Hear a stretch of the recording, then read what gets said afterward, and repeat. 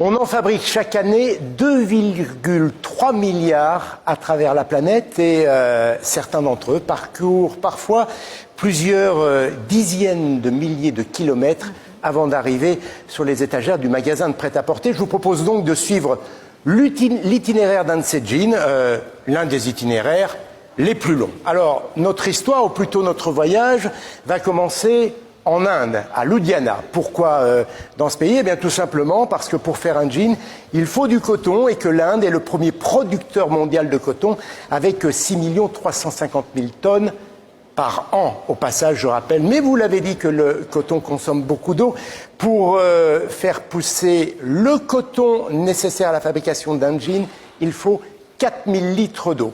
Puis, ce coton est envoyé chez le voisin, au Pakistan, à Karachi, pour être filé et tissé. Étape suivante, la Chine. 4800 km plus à l'est, Xintang, la capitale du jean. 3000 usines qui vont produire, tenez-vous bien, la toile nécessaire à la fabrication de 800 000 jeans par jour. Voilà, c'est là que la toile va prendre de la couleur. Elle est teinte en bleu indigo. Alors pour cela, les fabricants utilisent un pigment de synthèse. Pour fabriquer 1 kilogramme de ce pigment de synthèse, il faut une centaine de kilos de pétrole, des solvants et 1000 litres d'eau. Voilà, la toile est ensuite envoyée en Tunisie.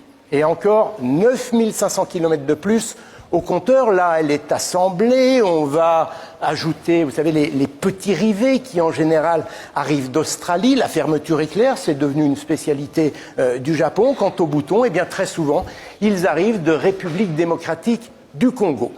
Vous pensez que c'est terminé? Eh bien non, pas encore. Le jean va maintenant être délavé et envoyé au Bangladesh ou en Égypte. Bangladesh, là, le kilométrage est encore plus important. À Dhaka, l'opération consiste à sabler le jean.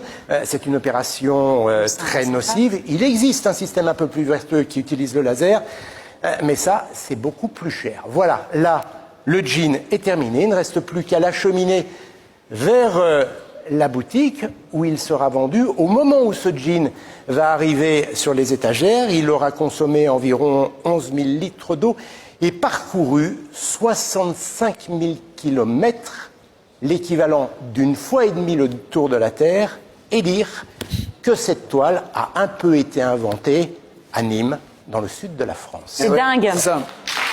Le denim, c'est ça. Ah, mais